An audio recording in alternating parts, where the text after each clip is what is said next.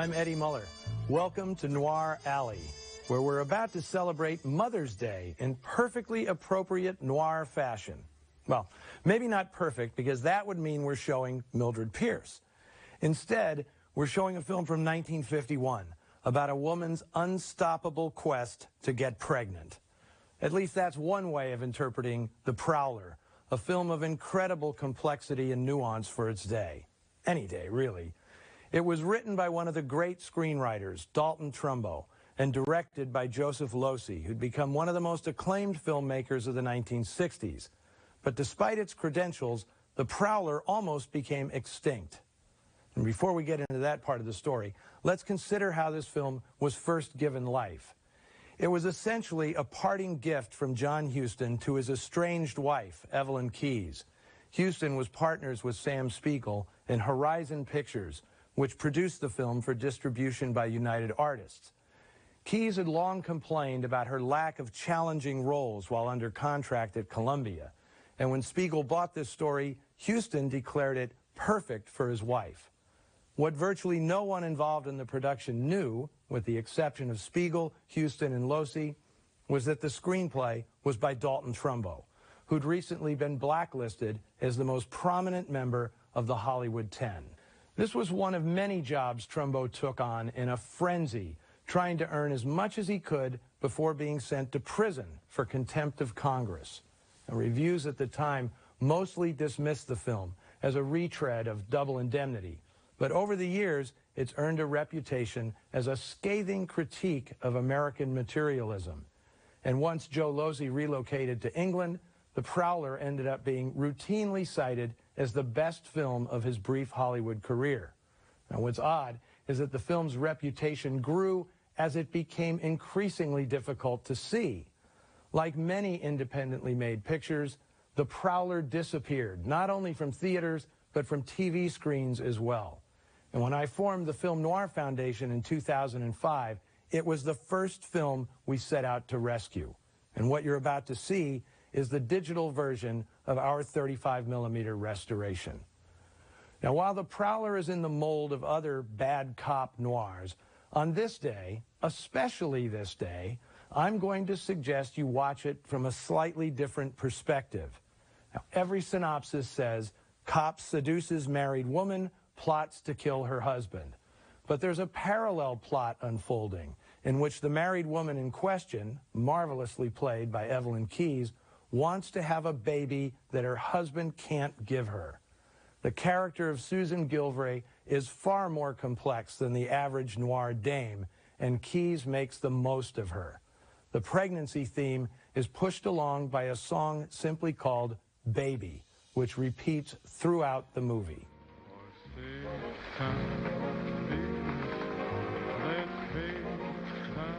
I'd ask your name, and you'd have told me. And I'd have told you how swell you danced.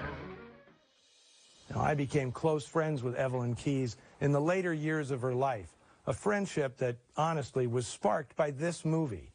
When I first contacted her for an interview, she was sure I was another of the Windies, fans of her most famous role, Sue Ellen in Gone with the Wind. When I said I really wanted to talk about The Prowler, she treated me like a long-lost friend. Evelyn felt that this was the best part she ever had, and her best performance. And not to be overlooked, the always outstanding Van Heflin, who portrays one of the creepiest gaslighters in movie history. And plenty of you women out there know exactly what I'm talking about. Originally from 1951, and in 2008, restored by the Film Noir Foundation and the UCLA Film and Television Archive, here is The Prowler.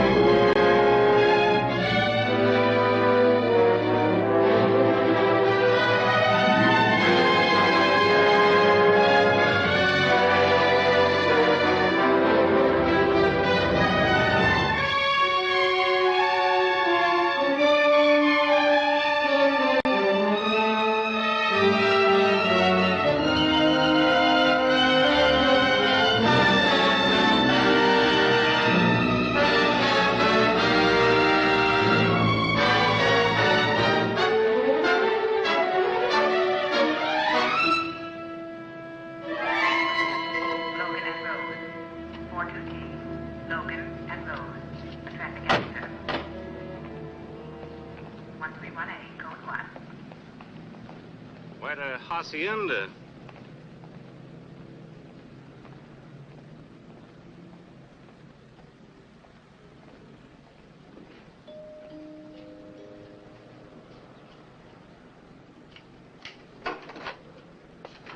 Oh, thank you so much for coming.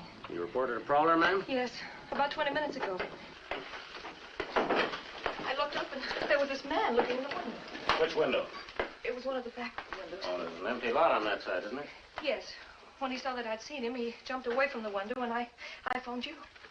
We better check that lot for footprints, Webb. Roger. Now, if you'll show me the window. Oh, yes, of course, right this way.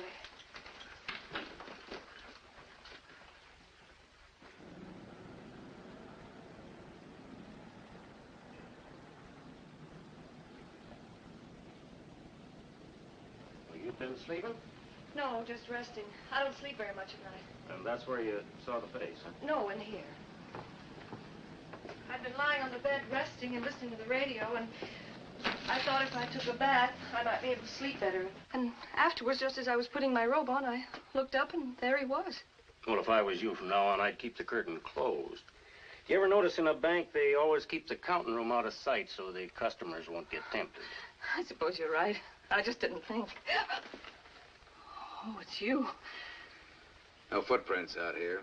The grass has just been cut and it'd be kind of hard to spot. Then again, maybe the lady's just imagining things. He was just as plain as your friend's face just now.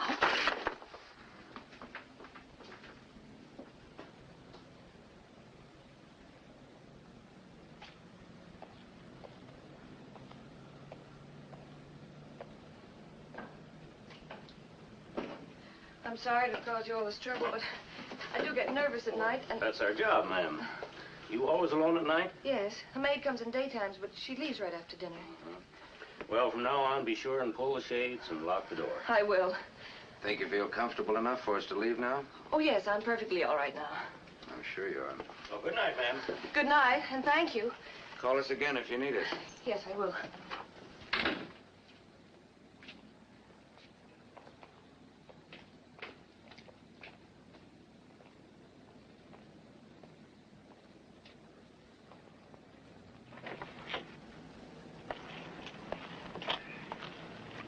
That is quite a dish. Here. I don't suppose there's any use asking you to stop by tonight and take a squint at our collection. Pretty plush if you can get it. You know, the wife spent the whole day today polishing up those specimens we found out around Barstow. She's pretty proud of them. I wish I could convince you a hobby's a good thing, especially for the things you learn on the what her side. angle is. Huh? Say, I wonder what her angle is. Her? No angle. They're well-heeled. You know, there's history slathered over every square foot of this country of ours. And one time or another, me and the old lady has dozed it out. Like those ghost towns I tell you about. We never would have seen them if it hadn't been for our rockology. Is she married? Yeah, sure she is. Some crackpot. Squeezed enough dough to retire and then works for the fun of it. Can you tie that? If I had his moolah, I'd take the hills. That house must have set him back plenty.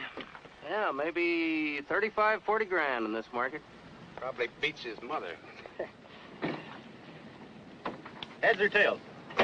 Never mind, Bud. I'll check us in.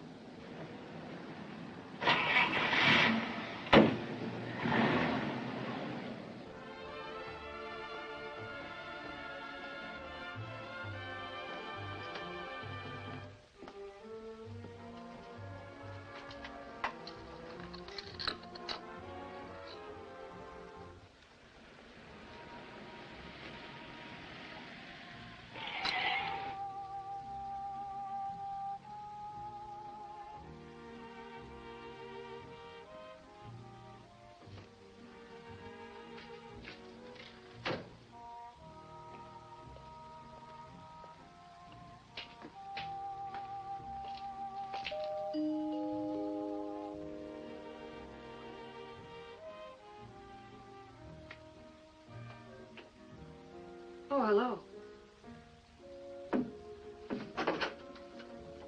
Come in. Thank you. I was just passing by. I thought I'd check to see if everything's still all right. Why, yes. At least I think so. Do prowlers generally come twice in the same night? No, but we do. It's part of the job. Hope I didn't wake you up. Oh, no, I was just having a cup of coffee. We're generally supposed to make checkup calls, especially where women are concerned, and when they're alone. Well, if you're sure everything's all right, I'll be on my way. Oh, wouldn't you like some coffee? Yeah, thanks. If it's not too much trouble. Oh, no, it's no trouble at all. Well, then make mine milk if you have it, huh? Just sit down and I'll get it.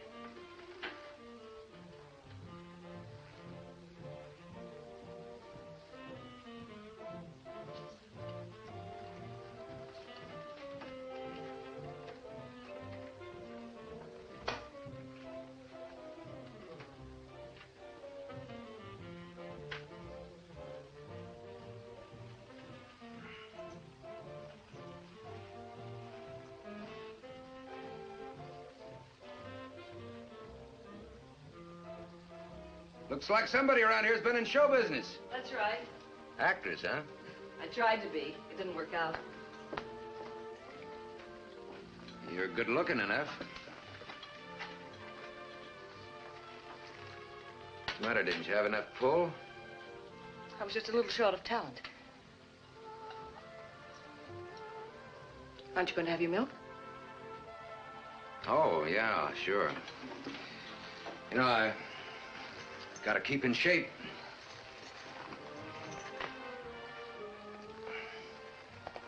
I suppose you're married. Most of the good-looking girls I run into are. Is this questionnaire in the line of duty? Could be. I am married. Happily married. If I was happily married to a girl like you, I wouldn't leave you alone nights. John doesn't. And that's because they're almost never cooked right. He's here 24 hours a day. Tender, yellow young squash we sell down here at the ranch market. I give 'em to the wife. And by the way, there's a little lady who really knows squash. Well, she puts them over a slow flame. I hear that program every night. Is he your husband? He is. No kidding. Isn't he the one who always signs off with, "I'll be seeing you, Susan"? That's right. Yeah, well, then you're Susan. Disappointing though it may be, I am. Well, that's a real coincidence, isn't it? My name's Webb Garwood. Webb Garwood. Somehow that sounds familiar. Hey, wait a minute. Where are you from? Indiana, Terre Haute. Did you ever see East Indianapolis play Terre Haute High School? Basketball? Of course I have. You're not that wet. Nobody else. You played center. We got beat 3 years in a row because of you. Oh, well, yeah, there were 4 other guys on the team, you know? I know, but you were the only one we're really afraid of. Didn't you get a scholarship to some college or something? Yeah. I don't follow the sport pages very well. I don't seem to remember what happened after that. Scored the winning point on our first game. After the second game, they put me on the bench. Coach said they were trying to teach us to work as a team. I got him to open good right in front of the whole squad. From then on, he had it in for me, that's all. Told the athletic director, and they stopped my dough. That's another one of my lousy breaks. If it hadn't been for that, I'd have had my 4 years of college, have a nice soft job in one of those big bond houses, and I'd be eating lunch every day in the university club. I used to clip your picture out of the Terre Haute paper. Yeah? Who'd ever thought? That I'd turn out to be just another dumb cop, huh? Oh, no, I wasn't thinking that at all. I was just thinking how funny it is the way you meet people. Yeah. No, people you never thought you'd meet. They say there's no such thing as a native Californian. Yeah, those were the days, no kidding. I wish we'd met there instead of here. What street you live on there? Lakeview. Oh, well, that explains it. You had sidewalks and lawns out in front. I lived down on Carrington. My old man's idea of success was $1.20 an hour union scale.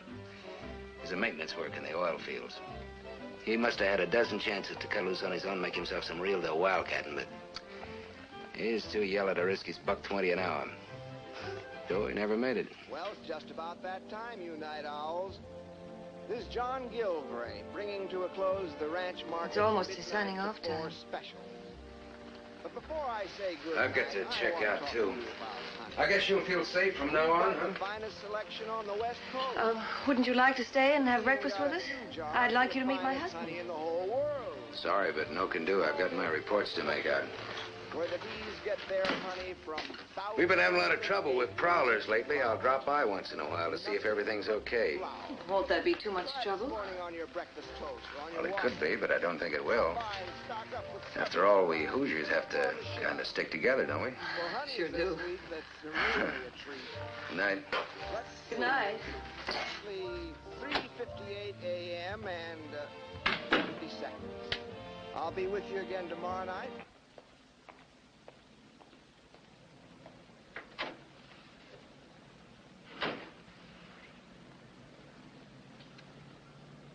And good news, folks. The cost of living is going down. Good night to everyone. I'll be seeing you, Susan.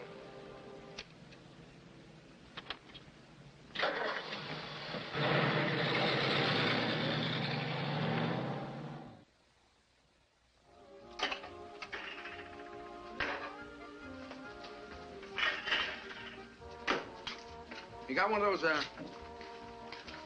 businesses?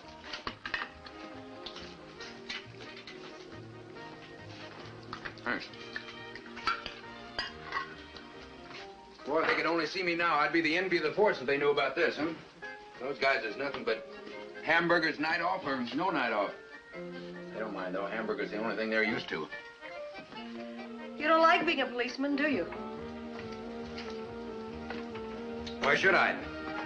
Well, for one thing, you look nice in the uniform. This is the only uniform I like. Quite a collection. You got any Guy Lombardo? They're not what they seem. Those are my husband's programs, all of those shells. He has them recorded so he can listen and improve his diction.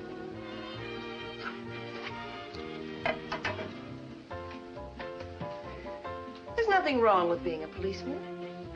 Nothing wrong with digging ditches either, delivering the mail. I'd rather be one of those guys who shows up around 10 in the morning after having a big argument with himself over whether he'll drive the station wagon today or the convertible. What are you looking for, cigarettes? Yeah, fresh out. You don't smoke, do you? No, but my husband does, only he keeps them locked up. Are you kidding? Well, no, he keeps a carton of more in there all the time. If you were a good locksmith, I could give you a pack. Hold on. Give me a bobby pin. Does he keep everything locked up? Mostly. You too? That's a leading question. Probably does. A mean, jealous guy like that wants his wife all to himself. I can't say I blame him, though. I'd do the same myself. There. See how silly it is to keep things locked up? Maybe, but it did delay you for a little while. Is that all he wants, just to delay things? Sometimes a little delay does the trick.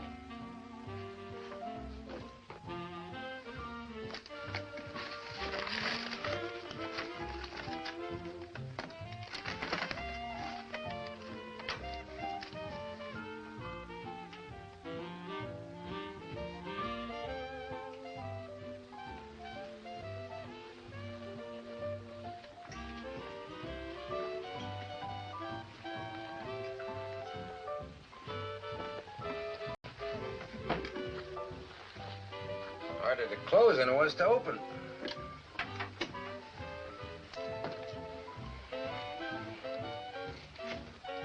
You ever dance? You like that? I used to. So do I. Another thing I think you'll like is tree-ripened fruit for dessert these mild September evenings. The wife serves fruit and coffee every night, and I want to tell you that when I lean back from the table and take that first puff off my cigarette, Think he was watching then I know all's well with the world, and the wife knows it too. Good idea when you got... There's only one good thing about this arrangement. What's that? Cheese and crackers. At least you always know what he's doing. Cheese and apple. He always knows what I'm doing, too. Pears, one of the best food combinations. Like making me sandwiches tonight? Really He'll know. Why not? Amazingly priced. Now I got a real... What's a guy like that look like anyway? Out there. Oh, just like a normal, decent, middle-aged American husband. Which he is. You don't make him sound very exciting. A lot of good things aren't exciting. That's what's good about them. Why did you marry him, Susan? Because I loved him. Try again. Why did you marry him?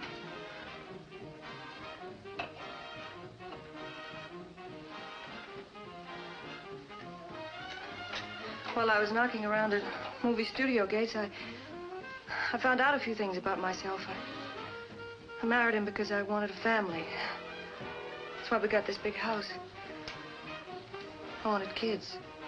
So have you got him? No.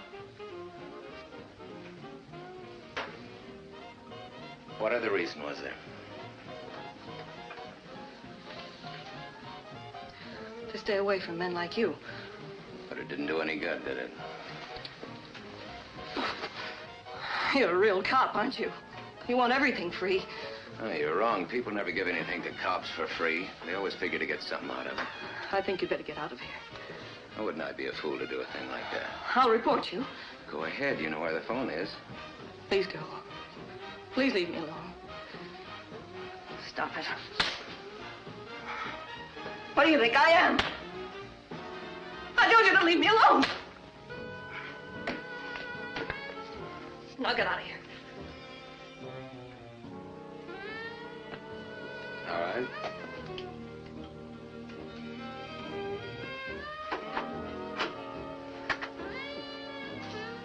Night. And don't come back.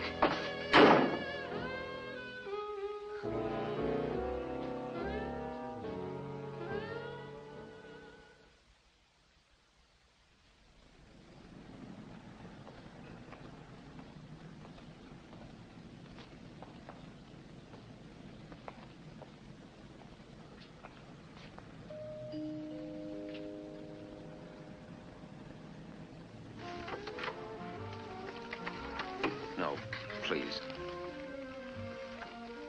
I came to apologize for the other night. Look, it's kind of hard to apologize like this. Thanks for the apology, but you shouldn't have come back. Maybe not, but I couldn't leave things the way they were. Why not? Well, I just didn't want to give you the wrong impression, that's all. There's another reason I came around, too. Do you mind?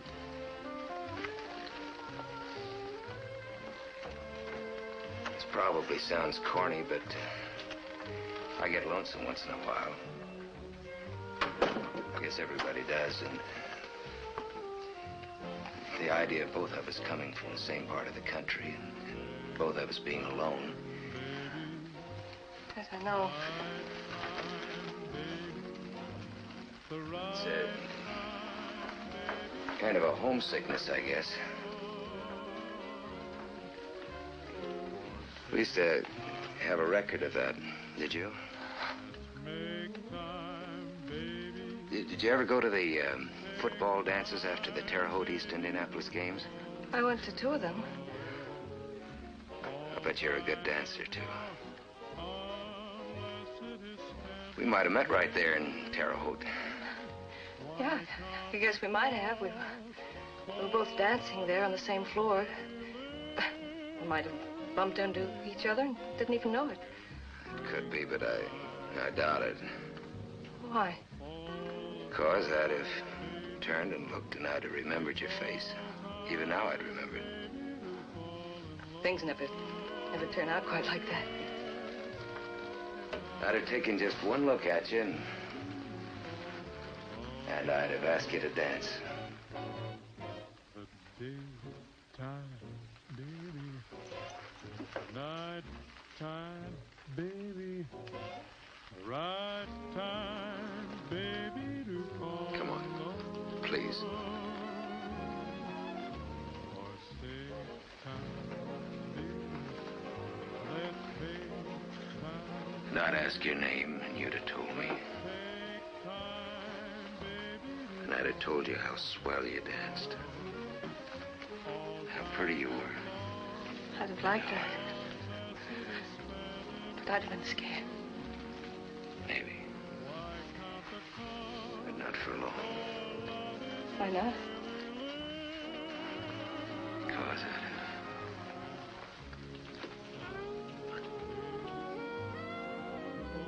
Please don't. I mean it, Webb. Please don't.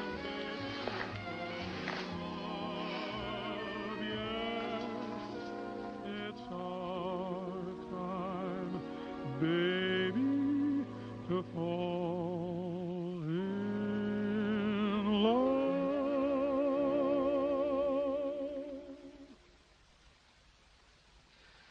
Here, take a look at this. No future in being a cop. That's what some guys think. No money, and they just don't like the work.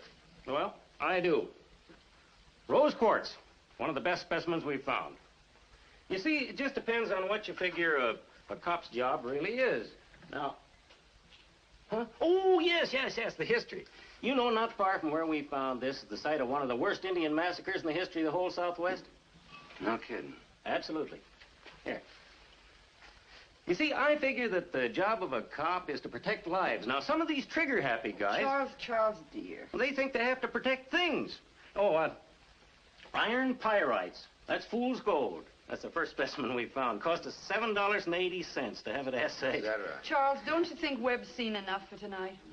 Have you? No. The way Bud talks about it, it makes it sort of come alive. Sure. Here. You know, I've been on the force for 20 years. Almost time for me to retire, and I haven't shot a gun once, except on the range, of course. Oh, that one came from out in the Mojave Desert, a place called Calico. Used to be a real rip-roaring mining town. Now, hardly anybody knows it even exists. Why, even the coyotes... But Charles, Webb has a date. Look at the way he's dressed up. No. He smells pretty, too. Oh, Bud, these rocks, I can see how they can kind of get you. You can't kid me, Webb Garwood. Ought to be ashamed of yourself. Nice enough to come over here on his only night off and you chew his ear off about our silly old rocks. I know you're itching to leave. Well, get along with you wherever you're expected. Okay.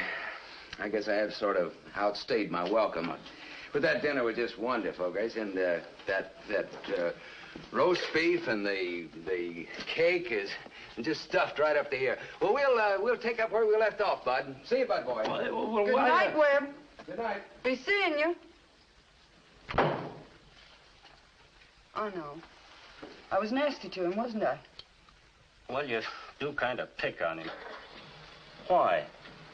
Well, maybe it's because he seems so bored. and never really listens when you talk and hates being a cop. Oh, for goodness sakes. What's got into you anyway?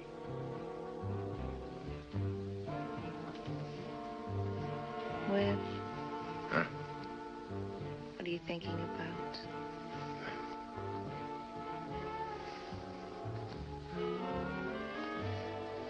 Hey.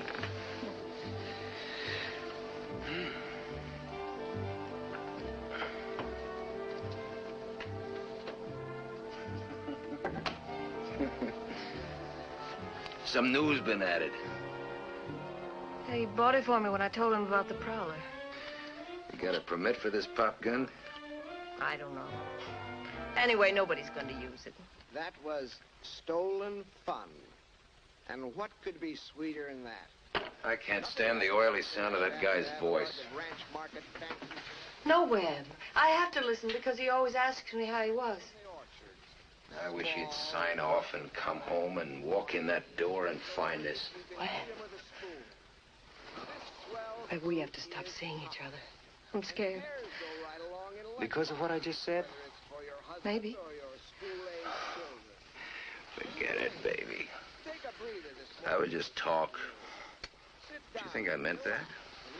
No, I guess not. I know how you feel, always sneaking around, never really feeling free. I feel the same way. I don't want to spend just one evening with you. I want to spend all of them. Oh, I do too. My vacation begins tomorrow.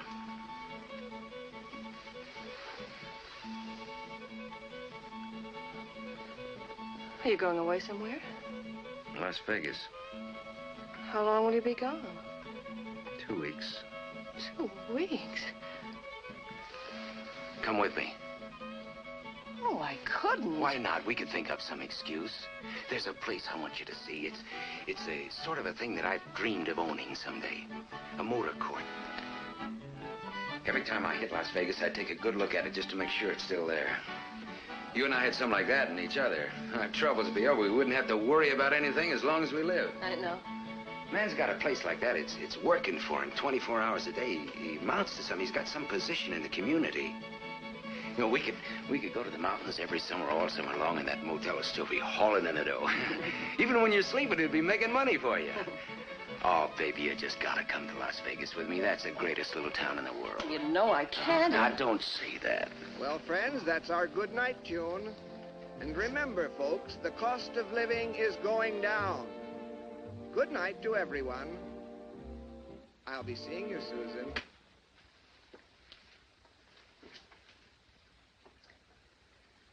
Well, do you come to Las Vegas or don't you? Well, there's no way I can, Webb. If you'd given me a little warning, I might have... That's the way it is. Let's forget about it.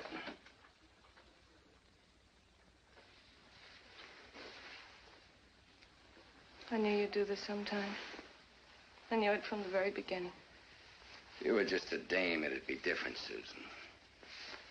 But you're special. No, darling, no.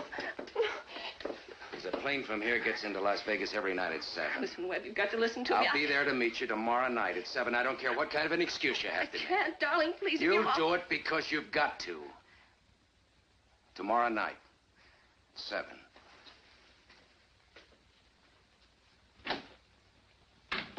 Oh, Webb. Webb. Attention, please. Passenger witness. Step to the Western Airlines counter. Passenger witness, please. Attention. Passenger boarding. Please confirm your ticket. It's on that 9 o'clock plane tonight. How about it? I'm very sorry about it, but that flight is all filled. It's, well, that's strange. We've always Yeah, there are Well, two sections on that flight 27. No, sir, only one tonight. If you'll give me your name, madam, I'll put you on Well, the this next was flight. always taken care of me. What time's the next plane for the coast? 8:31, sir. If you'll give me your name, I'll put you down for another flight. Well, Salt Lake 20, please. Your name, please, madam?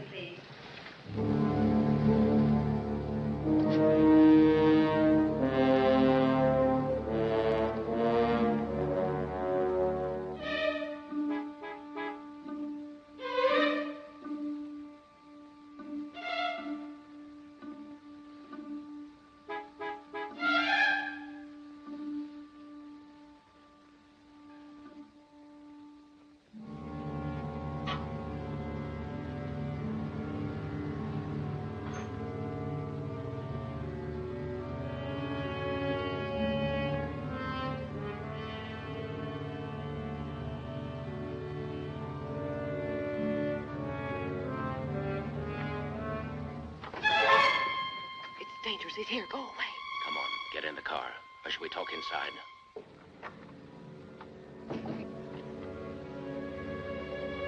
Come on.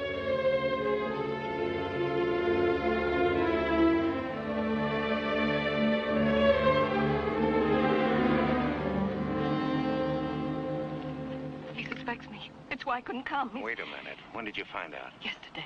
He's quit his job. How did he find out? What does he know? Lots of things. He says little things. And when I tried to make an excuse to get away for a few days, he accused me. Did you admit anything? No. Good. But I couldn't convince him. He says if he ever caught me, he'd kill me. Bluff. No, he means What does it. he want, the gas cage? After he killed me, he says he'd kill himself. That it would be a good bargain. He wouldn't want to live anyhow. Oh, Webb, it would be my fault. He loves me. He's been so sweet to me, and I've betrayed him. I lied to him. I felt so rotten. I wish I'd never seen you. I can't see you anymore. Did you hide that gun? I tried to, but it was gone. What a crazy fool. Webb, he'd do it. I know he would. Did you have those lights on? No, Webb, he's awake. Susan. Slip in. I'll go around on the side of the house in case he starts anything. Susan. Where are you, Susan?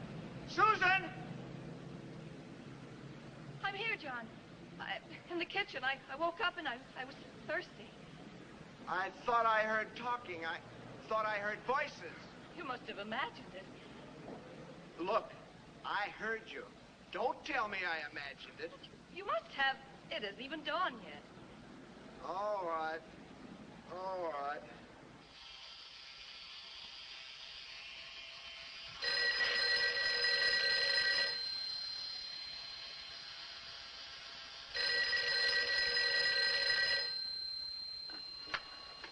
Hello. Webb, darling, I must see you.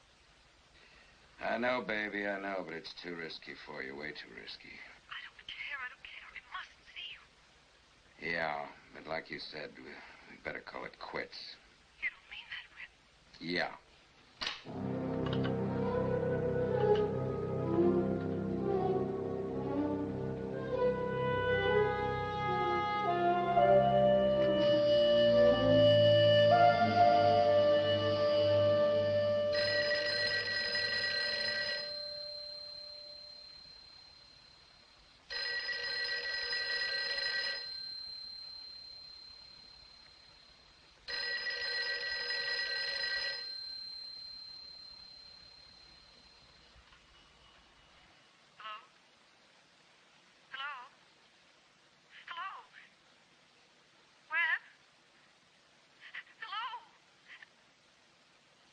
Hello. Oh, darling, I've been trying to get you. I know. Is there anybody with you? No. Please, Webb. Please, we have to meet somewhere just tonight. I just can't stand not seeing you. I just can't stand it. I know, baby. It's tough for me, too. Don't you miss me? Sure, I miss you. I'm counting the days till I go back to work so I can get you out of my mind. Sweetheart, please. Please come over just this once. Please, please. I'm sorry, Susan, but you have to understand. I just can't take it anymore. We have to call it quits. The end. Fini. Webb, no. Yeah.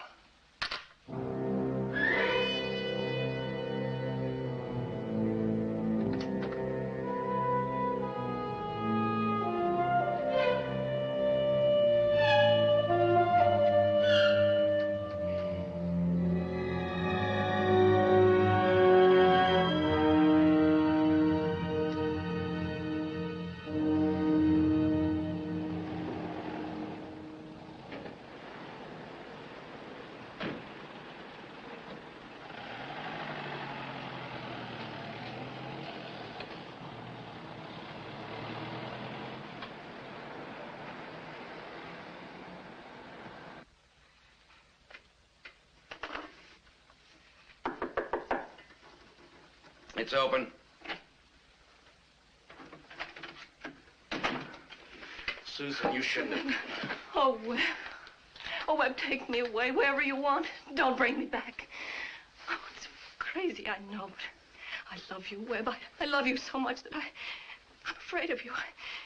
I asked him for a divorce. When? I begged, I pleaded. When was this? This afternoon. You told him about me? Well, not who you were. What did he say? He said that he'd never let me go under any conditions, ever. have much choice, have we?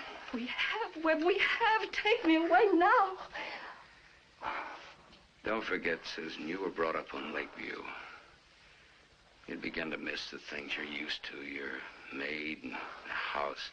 I couldn't give you any of that easy life stuff. Webb, I'd be happy with you no matter where we lived or how, so long as it's far away. We couldn't get far enough to forget him, Susan. He'd always be with us and between us.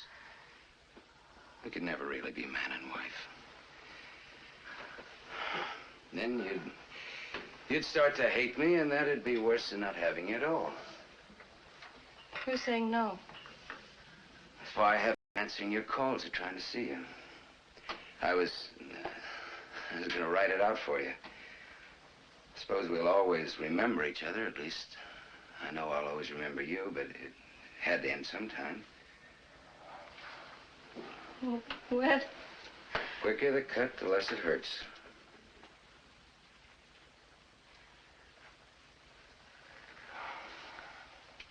I was hoping you'd say this, Webb, and mean it. I'm glad you said it, because I've been too weak to say it myself.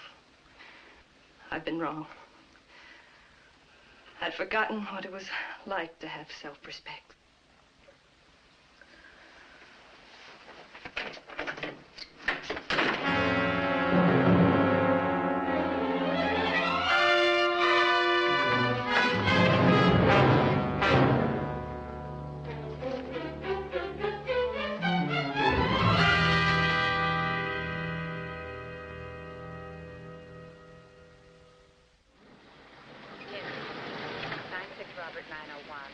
There's a 1933 Chevrolet. Thanks for checking me in. Forget it, Bud. Shop 7016, no delay. Oh, Webb. Yeah? 131A, code 1. You feeling okay? Yeah, why? Well, the last few days you've been acting like you sat on a cactus. Started right after your vacation. I told the old lady, and she said you were just high-strung, but I've been worried about it, and tonight it seemed worse than ever. 16T, Roger. Thanks for worrying, but I guess it's nothing worse than getting back in the swing of the job. Okay. But if there's anything I can do, just remember, little old Bud's always willing. Good night. Night.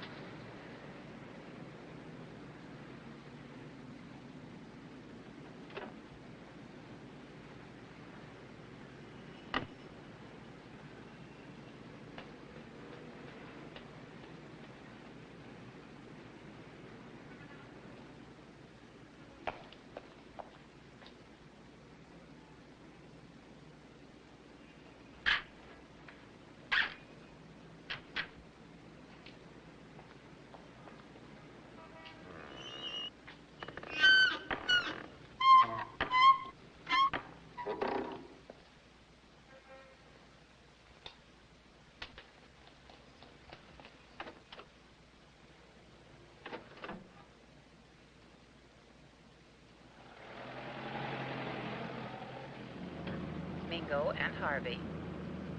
10A, 14B will meet you. 10A, 14B will meet you. 49, 1918 Orchid. 49, check. Just dropped Crocker on my way to check in. 49, 1918 Orchid. Reports a Prowler there. 1918 Orchid. Reports a Prowler there. I'm on my way.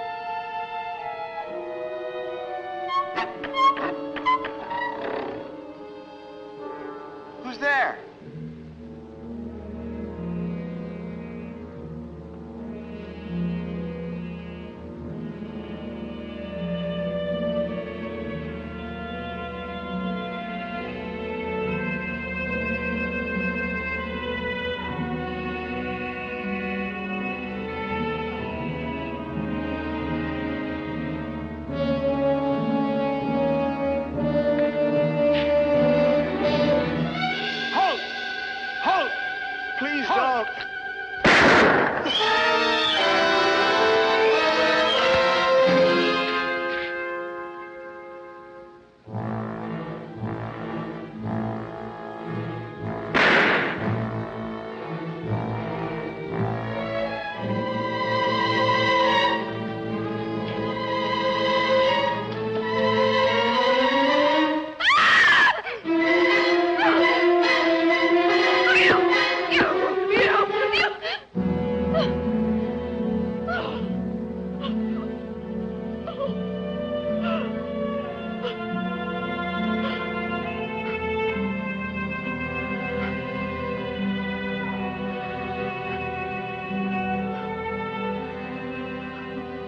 You, get to a phone. Call homicide.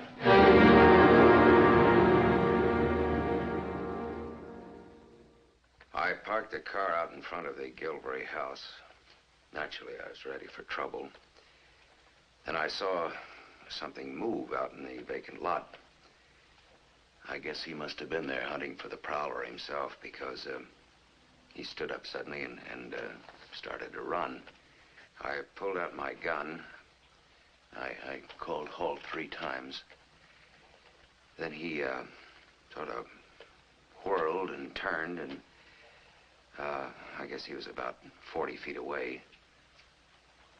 I saw he had his gun on me, so I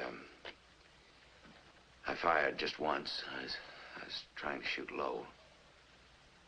And then he went down, so I ran over to him, and just as I got there and bent down, he sort of pushed himself up on one elbow and fired at me point blank. And then I saw that he was dead. Murderer! You murderer! You did!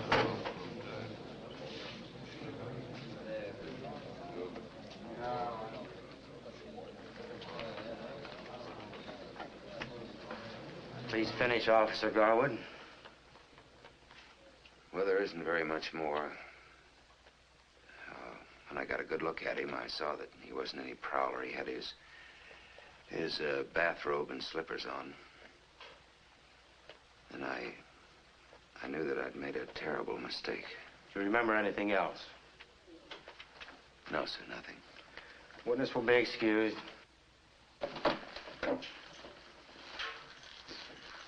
Mrs. John Gilvray.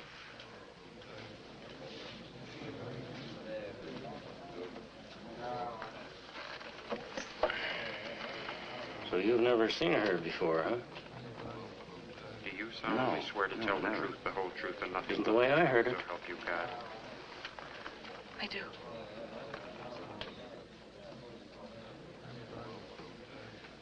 I hope you will understand, Mrs. Gilvray, the purpose of this hearing is to learn the whole truth of the shooting. And if you have any reason to believe there was an irregularity on the part of Officer Garwood, it is your duty so to state. You understand that, don't you? I understand. A minute ago, in the presence of the jury, you made an accusation. I was upset. Oh, I see. Now, would you recount the events of that night as you recall them? When I heard the first shot, Could you speak a little louder, Mrs. Gilvray? I ran towards the front door. There. And when I reached the door, I heard the second shot. I ran outside and I saw what happened. Officer Garwood, would you please stand up and face the witness?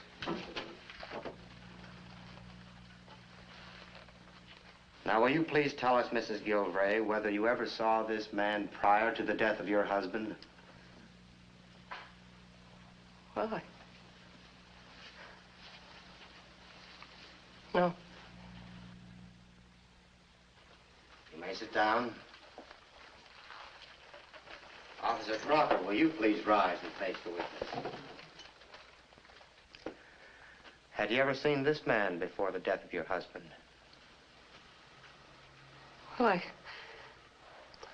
I may have seen him. I'm not at all certain.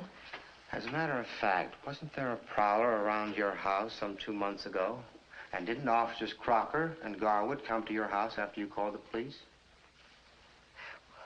Well, yes, there were 2 officers who came to the house. One of them might have been the gentleman there.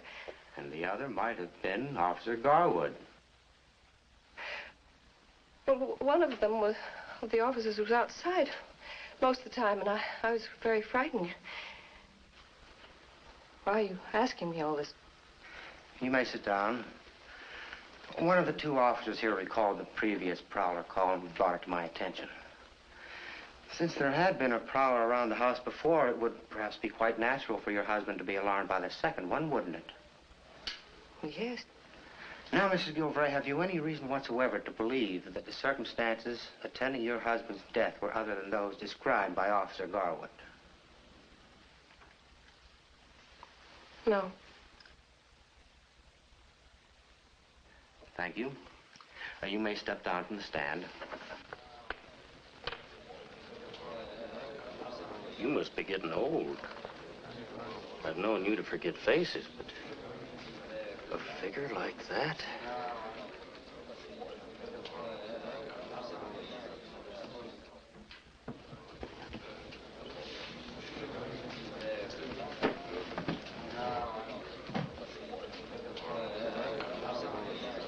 Mr. Coroner, the verdict is accidental homicide. That is your verdict? It is. Thank you very much.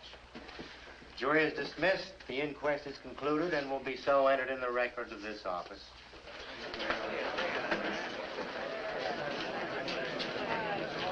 Do you care to make any statement about the shooting officer? Congratulations. What do you wish for? Good start. Terrific.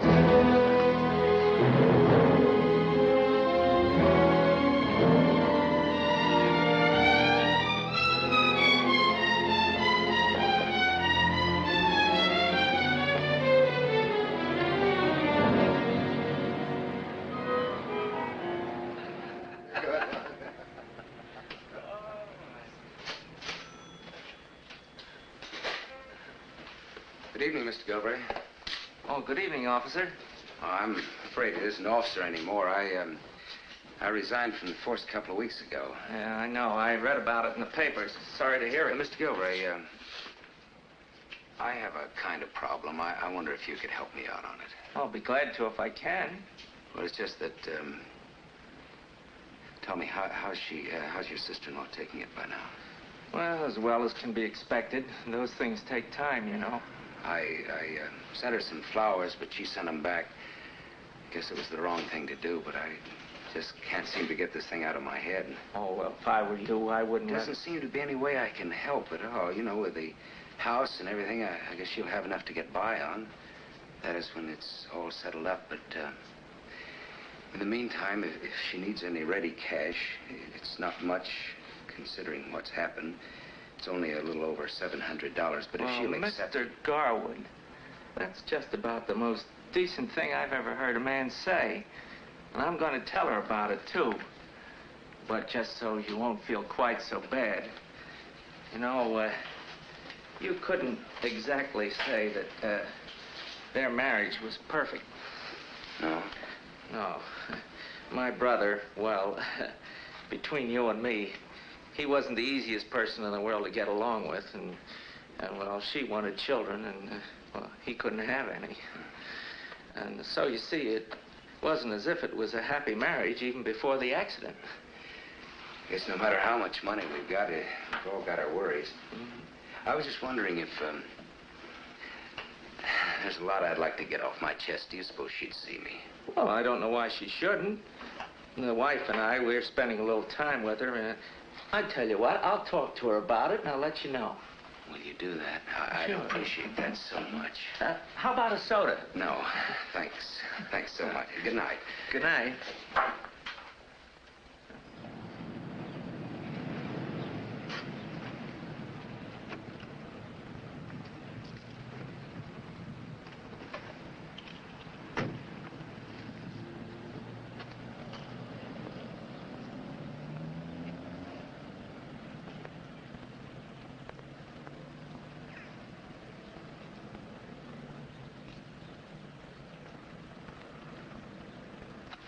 Mr. Garwood, how do you do?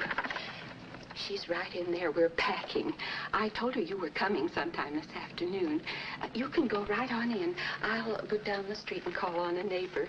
My husband said it would be much more comfortable for both of you if you talked alone. I see. Thank you very much.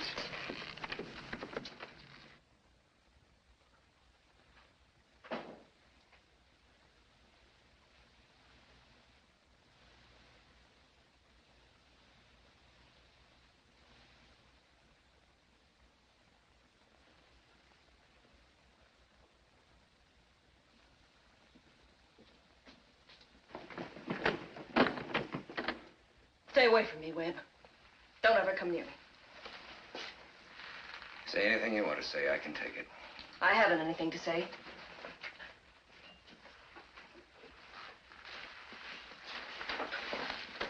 I know how terrible it's been for you, Susan, but no matter how bad it was, you can't let an accident stand between... Accident? Accident, yes. Don't you believe that? Well, I don't know what I believe. When you lied for me on the stand, when you said you'd never seen me before, you didn't think you were lying to save a murderer, did you? Well, I don't know what I believe. You believed I was guilty. You must have. Oh, no, I wasn't sure. There were other reasons. What other reasons? What other reasons could there be? Well, I can't tell you. They're too important. You really thought I was guilty, didn't you? Don't you know me any better than that? I know you, Susan. I know if you really thought I murdered him, you'd have told him. You wouldn't have covered up for a murderer, Susan. You couldn't. If it was an accident, it was so terribly convenient. Look, do you remember that medal that I used to wear? That sharpshooter's medal? And how much I used to like guns? Well, after what I've been through, it's like running some innocent kid down in the street. You never want to drive a car again. I couldn't bring myself to touch a gun again as long as I live. Look at it this way. If it wasn't an accident, what reason did I have? You'd already offered to come away with me, hadn't you? And I decided that wasn't right. Maybe that was my mistake. Maybe if I'd said yes and we'd run out on him, we'd all have been happier. Oh, no, he'd rather be the way he is than alive and alone. It's not his dying I can't forget. It's what led up to it. You used to say he was ordinary, dull. To you, he was. I didn't argue with you. I began to believe it myself. I almost began to hate him. Did hate him. And not because of what he was doing to me, but because of what I was doing to him. Then he was killed. I'll never be sent to jail or condemned to die for what I've done. I've been praying that I would be. Susan, suppose I hadn't known you, not at all. Suppose I was just the cop on the beat. It happened anyway. It'd be just the same now as far as he's concerned. Only you'd be alone, and so would I. Let's face it, if having him dead is the only way we can be together, happily together, I'm glad he's dead. If I'd realized that was the only way, I don't know, I might have killed him. That's how much I want you. The whole thing turned on a freak accident. You got to believe that, Susan. Well, look at me. I didn't do it, Susan. I'll swear that by the only thing I ever really loved, and that's you. No. Now it's your turn. You've got to tell me you believe. I do. Baby. I do.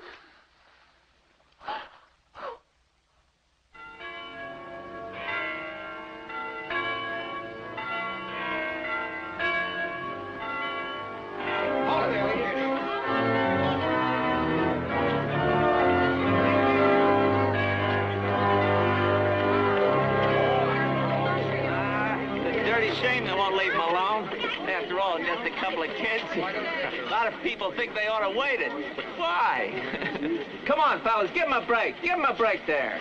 You must be William Gilbert. That's right. How do you feel about this union, Mr. Gilbert? Well, I was just telling Mr. Crocker here, as long as the kids love each other, why shouldn't they be married? Let's forget the past, that's what I say. How about a picture of you and the missus, huh? Why, sure. Come on, Marty. Hold on now. Thanks a lot. Wonderful guy, you're Webb. You don't have to tell me. Hey, Webb. Wait a minute. I gotta tell this. You know this fellow Webb? This fellow Webb here.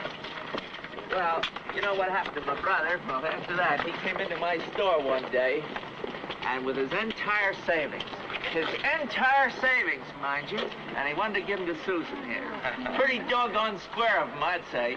He's the squarest guy I know. So long, Webb. So long, Bud. So long, Susan. So long. Take good care of him, gal. Well, goodbye, darling. And do be happy you deserve Oh, Webb, remember, that country around Las Vegas, best place in the state for rock. I'll remember, Bud. So long. Hey, you take care of yourself, kid. Look this way. Goodbye.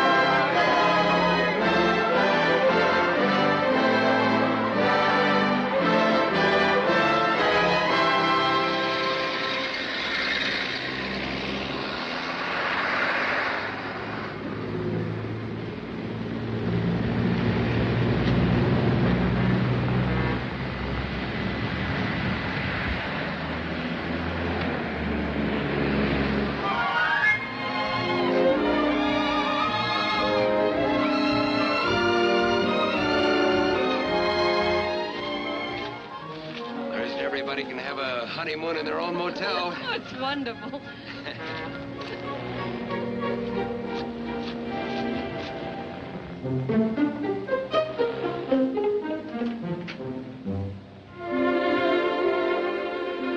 Welcome home, Mr. Garwood. Mrs. Garwood, I've been expecting you all afternoon. I think you'll find everything ready. This is it, the owner's apartment. Look in there. How's business? Like that. All afternoon. Wonderful. Excuse me. Hey, there. Good?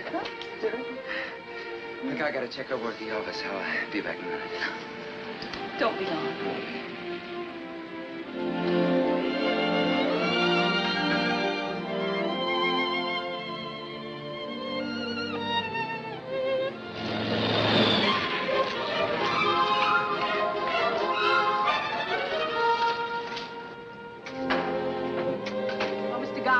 Mr. and Mrs. Talbot. How are you? How do you do? Mr. Garwood's the new owner.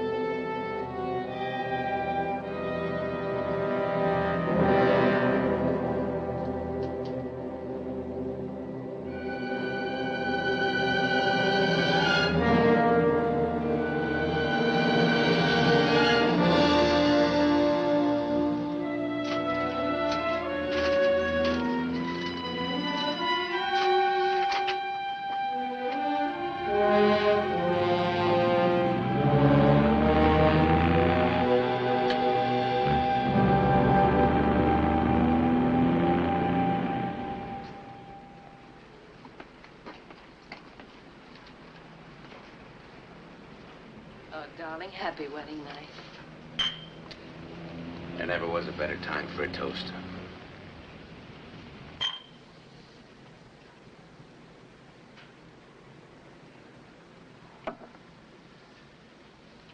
What's wrong? Haven't you noticed I haven't been drinking very much lately? No. Since when? 2 or 3 weeks. Why not? Are there any units here with more rooms than this one? Yeah, a couple. What? Well, you better start making arrangements for one of them. We're going to need more space by summer. Are you saying what I think you're saying? In just those words. How long's this been going on? 4 months. And nobody knew.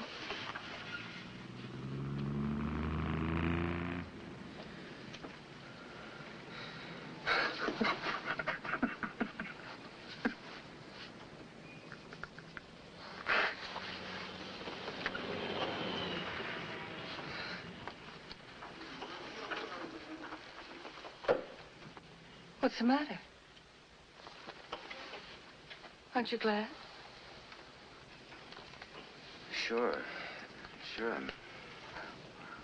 Please come over and kiss me.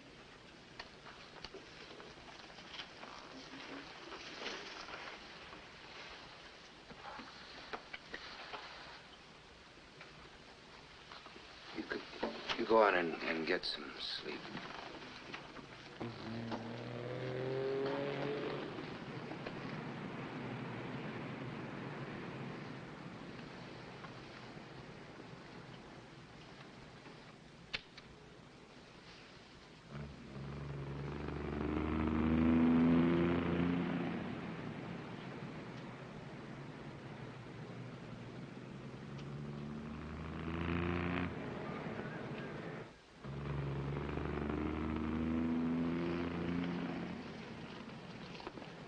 Susan. Yes?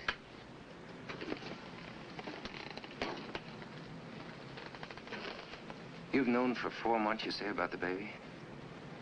Yes? Why didn't you tell me before this? You know you and I can't have a baby yet. What are you talking about? We're going to. It's what I've always wanted. The minute that baby's born, we're in trouble, both of us. I don't know what you mean. Because we won't have been married long enough for it to be mine. And it couldn't have been your husband's. How do you know? Your brother-in-law, your ex-brother-in-law. I didn't know John had told him. He did, both him and his wife. Oh, we could keep it a secret. They're a long way off. They'd never have to know. They'll know right along with everybody else. What about those reporters this afternoon and the photographers? Cop marries widow of man he killed. Don't you think the birth of the dead man's baby is going to make even a better story? It's not his, it's ours. Sure, and they'll all know that. I don't care who knows it. Look, do I have to draw a picture for you? When that baby is born, they'll know that you and I were seeing each other long before the killing. Well... And they'll remember your testimony that you'd never seen me before in your life. How do you think that's going to look?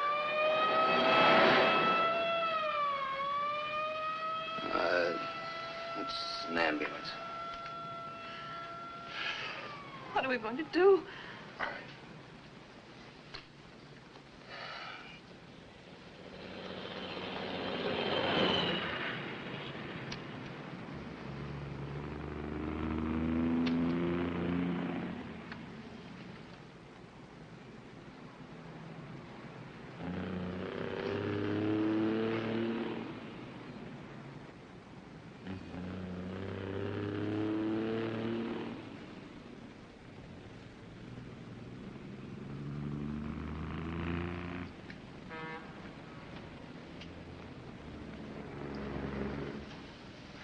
Well...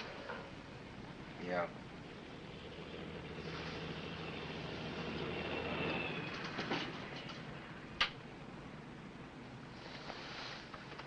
Well, we could get away from here before anybody has a chance to notice. We'll go where we're not known. I could have my baby there. It'd be the record of the birth certificate, the record of the doctor's report, the record of the hospital. We'll give a false name. Then we'll take the baby to some home and pretend to adopt it later. They'd have seen those pictures in the scandal sheets. They'd recognize you. Even the doctor who performed the delivery could appear as a witness against you later on. It's a chance we could risk it. He'd have a little talk with the local sheriff, a query would go through. You want me to take it from there for you? Headquarters, attention, Chief of Police, case of Officer Garwood. But what could they find? Chief of Detectives, Homicide Bureau. Please oblige with records of Gilvery inquest. But they know all that. Officer Crocker, report immediately. A few questions and he'd begin to think. Then they'd locate that ex-brother-in-law of yours and his wife. And they'd talk. But that's all they could do. Oh, they'd know we'd both lied. There'd be cops from homicide on the next plane. People can't be convicted of something they didn't do. Well, that's a nice theory, only it doesn't work. Juries decide these things, and juries are made up of human beings.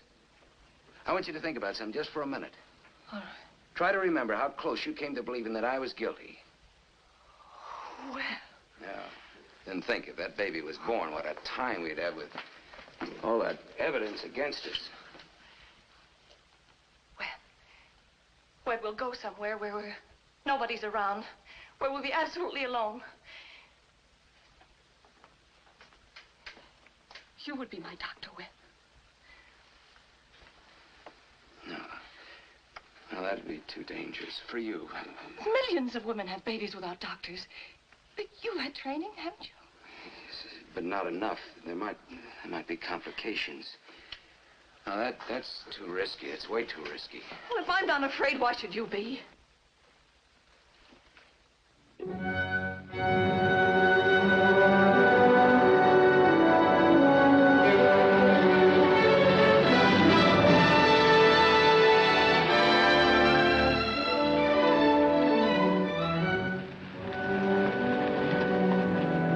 This is it, Bud's Ghost Town.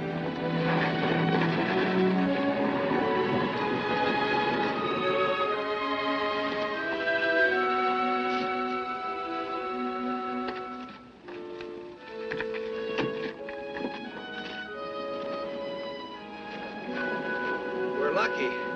No one could have been in or out of here for months.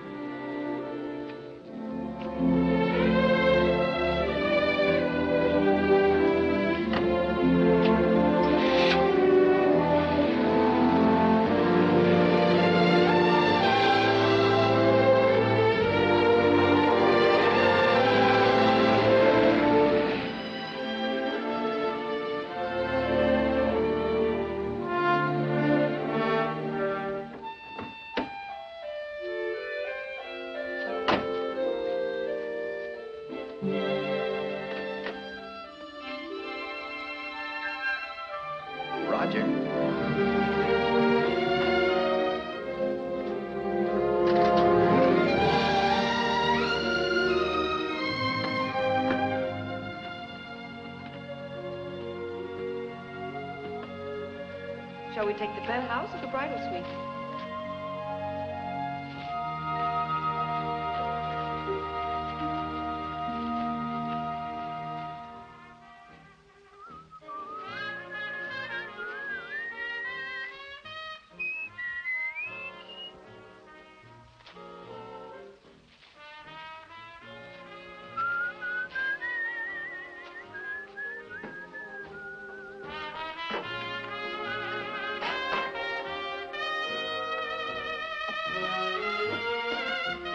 Into the disposal.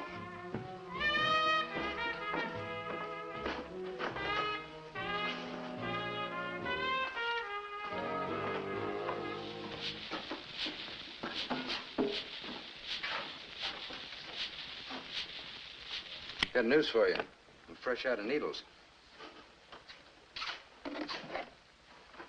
Secrets? John had it made to order.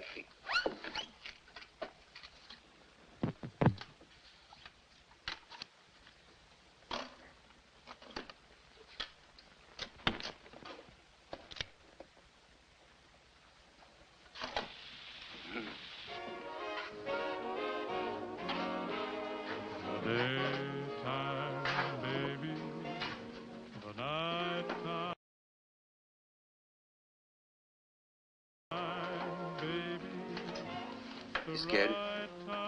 I've hardly thought about it. Don't be. No. We're really prepared for triples. I don't think we've forgotten a thing.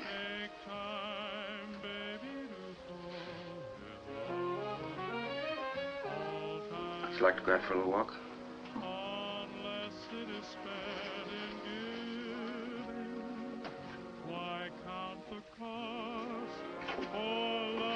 The sunset.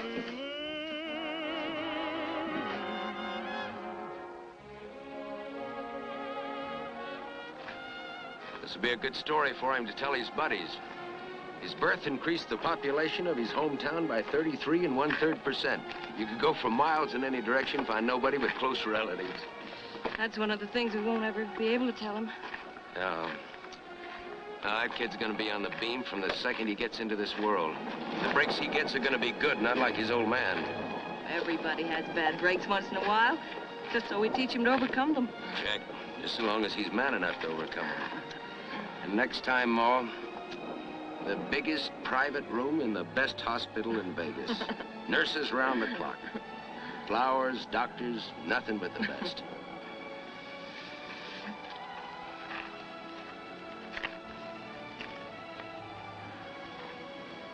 Oh, it's so beautiful. They say that's important. I mean, for the mother. Old Bud Crocker used to say there's something about the desert that... Maybe there'll be a moon. I hope so, don't you? Well, folks, almost time for signing off. But still time to tell you about the wife's receipt for plump, It's one of tender little ranch John's market records. fries. I must have got mixed She in. likes nothing better than fresh garden-grown parsley and a few of our ice-crisp hearts of celery. And the cost of living is going down. Good night to everyone. I'll be seeing you, Susan.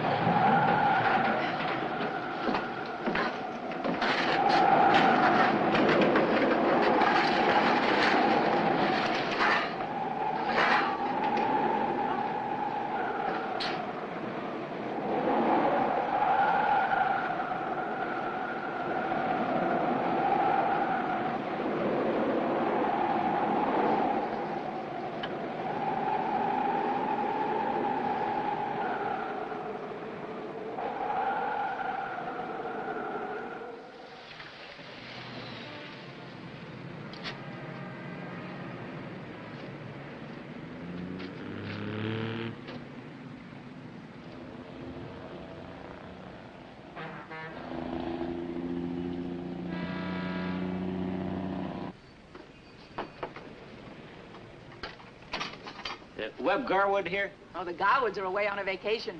Oh, gosh, I'm sorry to hear that. We're on our way home ourselves. We're hoping to meet him. Oh, Crocker's the name. How do you do? Well, this here's my War Department. Oh, of course. You're the people who sent the wire. Yeah. Well, it seems they stay right in Frisco all the time. You know how young folks are. It's a big town. They like excitement. Oh, but this last one here's from Barstow. Says they're kind of stuck on that desert country. There's no need to expect him home for about 2 more weeks. Barstow, huh? I bet Webb's going to take in one of my ghost towns. He used to pass the time telling him what I know about that country. Gold rush, land grabs. Mineral Canyon, you reckon? Or Calico. Oh, no. Mineral Canyon. Calico's a tail-ended creation. Not even the coyotes will stop at Calico. Now, Mineral Canyon, that's real pretty. Hey, how about it? On the off chance of meeting up with him. I'm game. Okay. Is he driving a Chevy? Oh, no. They got a new Cadillac sedan. Dark green. A caddy, huh? He sure made it. Yes, sir, he sure made it now. Well, if we miss him, tell him that Bud was by. Little old Bud, he'll know. Sure will. Come on, honey. Okay.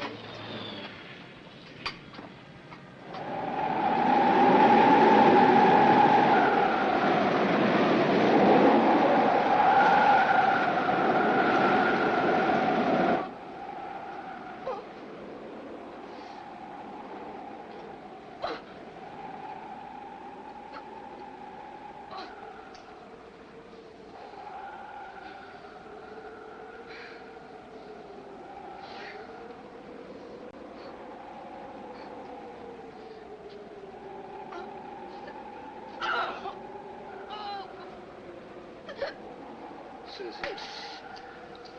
Susan, I'm gonna get the doctor. I'll be all right. I'll be all right.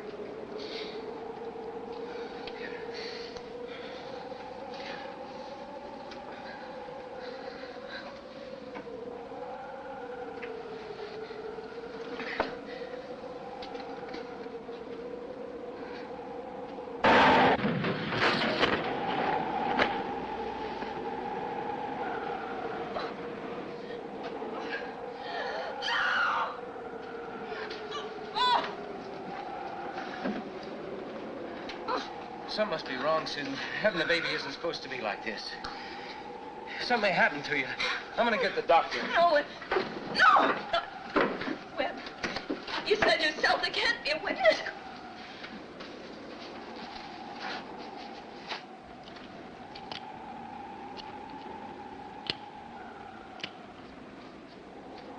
Webb. Webb. Webb!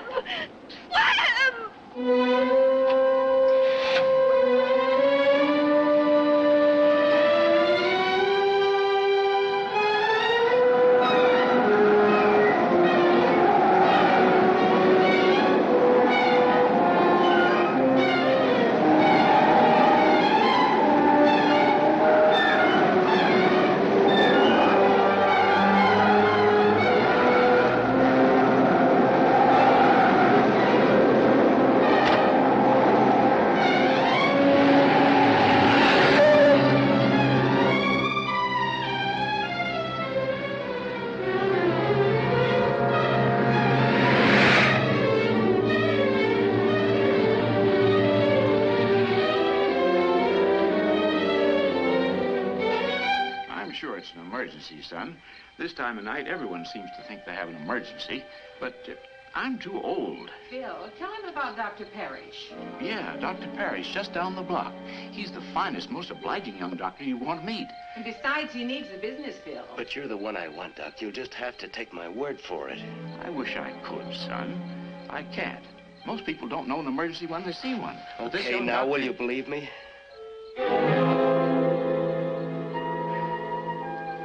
Well, looks like I'll have to go, Effie. I'm sorry, dear.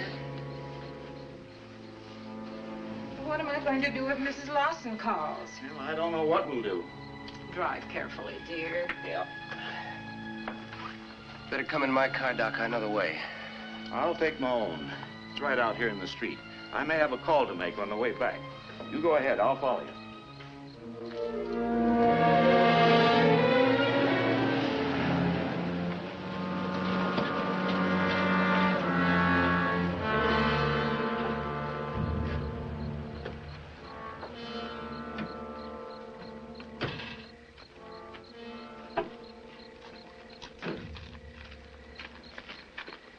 No need to have lied to me about where you were going, how far it was.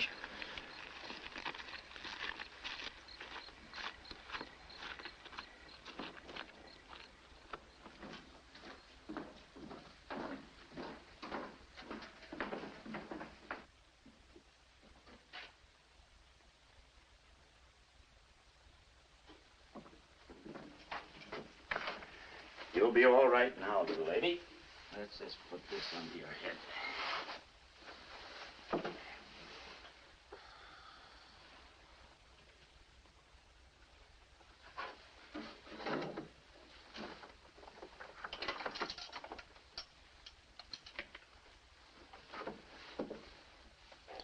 If you don't mind.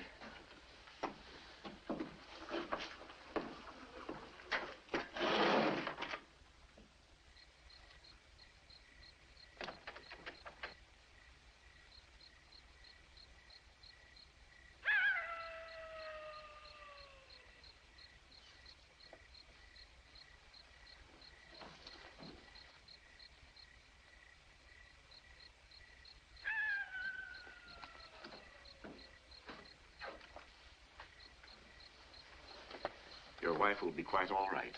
The baby's heartbeats are normal. There won't be much happening in there for an hour or so. Meantime, I've given her something that should help. She'd like to see you. But be sure she stays quiet.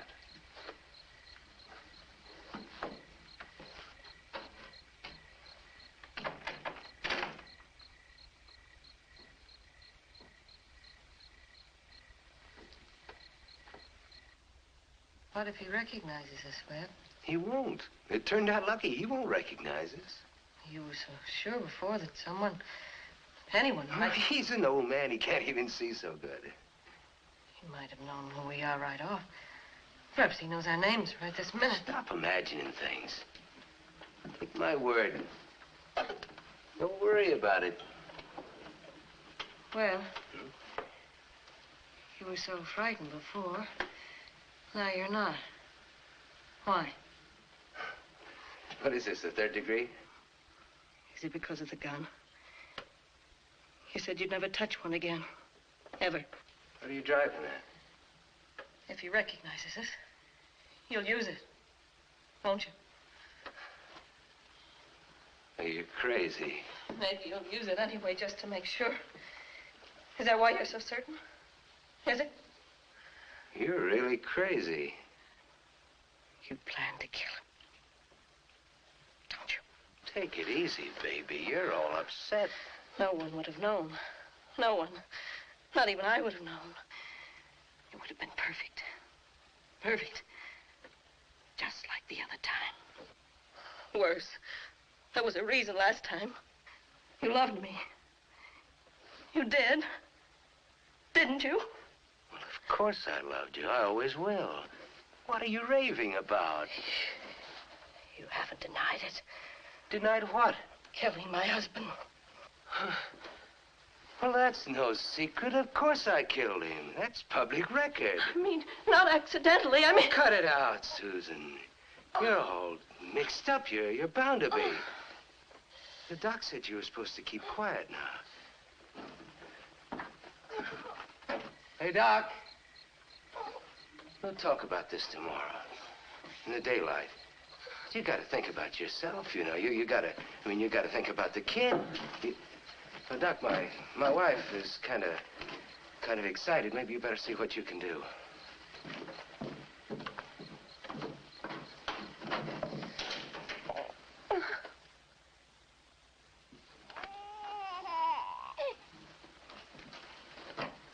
Boy? A little girl. Your wife is fine. It was a normal birth. It's just like her mother. You know, they say this is about the happiest time of a person's life. Do they? Yeah, that's what they say. What can I get you? Warm milk? No coffee? Maybe I could whip the Doc and me up a celebration breakfast. How about that, huh? Hey, Doc! Webb!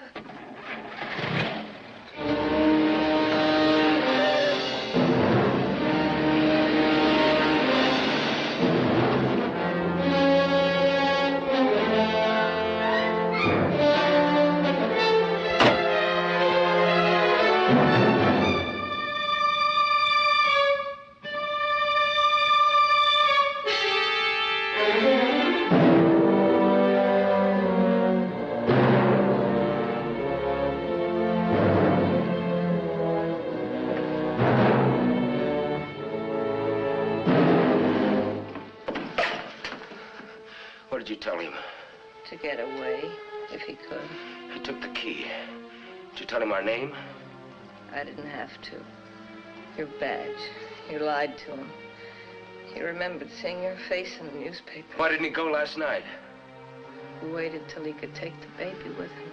In 10 minutes, he'll be on his way back here with the cops. Wait a minute. There was another key. There was a spare. Sure there was.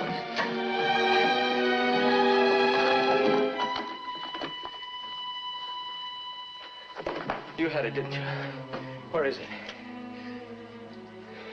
Okay, he's too far ahead. I couldn't catch up with him now. But unless I hit that highway before they start back, Where is it, Susan? Where is that key? You've got to tell me. You murdered my husband. You would have killed the doctor. So what? So I'm no good. Well, I'm no worse than anybody else. You work in a store, you knock down on the cash register. A big boss, the income tax. Ward healer, you sell votes. A lawyer, take bribes. I was a cop. I used a gun. But whatever I did for you. That first night, remember? I came back by myself. Why do you think I did that? And last night, I brought the doctor, walked right into town and stuck my head in the noose. Why do you think I did that? Because I loved you, Susie. Say anything you want to, but you gotta give me credit for that. Like I gave you credit before. How am I any different from those other guys? Some do it for $1 million, some for 10. I did it for 62,000. You knew about the money. You knew the exact amount. Sure I knew. I read his will one night while his dumb voice was drooling over the radio. Do you take me for a sucker? Get out. Get out. You haven't got a chance. Take it!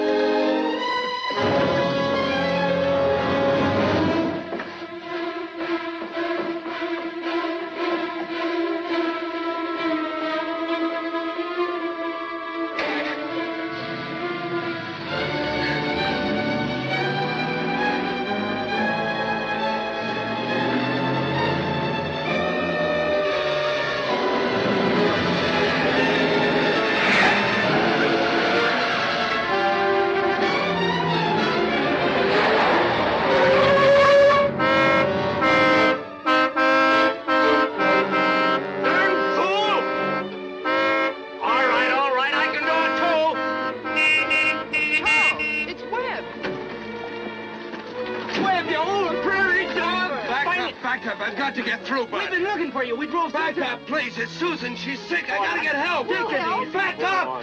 Do like I say and get out. Back up. Webb, this is little old Bud you're talking to, remember? Do like he says, Charles. Whatever you say.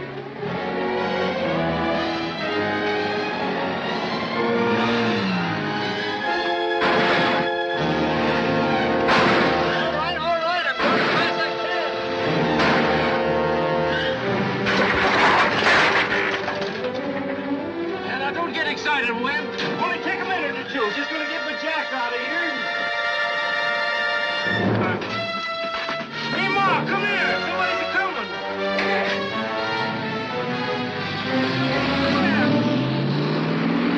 Where you going,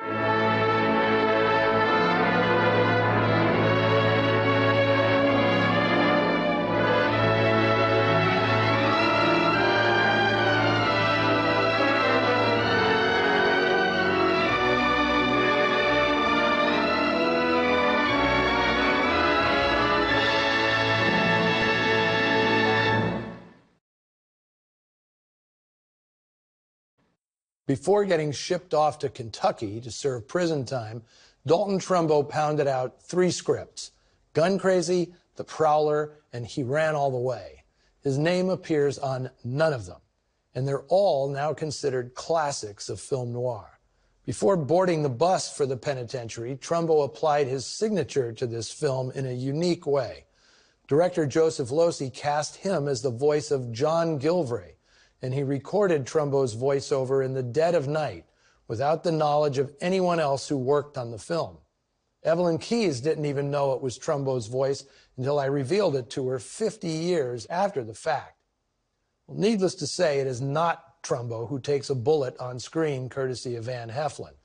That one-shot walk-on, no pun intended, was enacted by an actor named Sherry Hall. Now, besides Trumbo and Losey, another contributor to this film was also burned by the communist witch hunt: art director and animator John Hubley. Although Boris Levin is credited as the film's production designer, it was Hubley who designed the 2 interiors so crucial to the plot: Susie's Brentwood hacienda and the ramshackle house in Calico where Webb and Susie eventually hole up. As an animator at Disney, Hubley had painted backgrounds for some of the studio's greatest films: Snow White, Pinocchio, Dumbo, and Fantasia. But he ran afoul of management when he joined the animators' strike of 1941, which prompted him to leave Disney and form his own independent studio. In 1949, he created the popular cartoon character Mr. Magoo, a spoof of short-sighted capitalists. Despite being blacklisted in 1952 for refusing to name names before Congress, Hubley and his wife Faith created Storyboard Inc., a creative company that was hugely celebrated, both for its advertising work and its experimental animated films. I want to share a memo dated November 2nd, 1949, from Joseph Breen, head of the Production Code Office. He sent this to Sam Spiegel, producer of The Prowler, which at that time was called The Cost of Living. Quote, "The general tone of the story needs to be raised considerably. As written, this is a story of extremely low moral tone, with emphasis on almost animal-like instincts and passions. The attraction of the 2 romantic leads should be one of love rather than lust. Susan must resist Webb's amorous advances much more strenuously, and the sex affair should take place later in the relationship than it does now. Details of their affair must be kept to an absolute minimum, consistent with the proper telling of the story." Close quote. In addition, Breen was concerned that Susie was not adequately punished for her crime, adultery, which prompted Sam Spiegel to reply, "The woman sort of atones for her adultery by suffering." In other words, giving birth. Well, there you go. Happy Mother's Day, a few weeks early. Now, if you want to learn more about this film and the extraordinary life of Evelyn Keyes, pick up a copy of my book, Dark City Dames, which was reissued this month in a revised and expanded edition. Next week, we'll be taking a jaunt to the Canal Zone for a wild goose chase of a movie called Riff Raff, starring Pat O'Brien. You'll have to tune in to find out how Warner Brothers' Resident Irishman winds up in an RKO picture set in Panama. You'll get Ann Jeffries and Percy Kilbride in the bargain. Bet you didn't know that Pa Kettle made a film noir. Until then, I think I'll go home and sort out my rock collection, from the Allman Brothers to ZZ Top. But first, I gotta get back to the Classic Film Festival. See you in the shadows.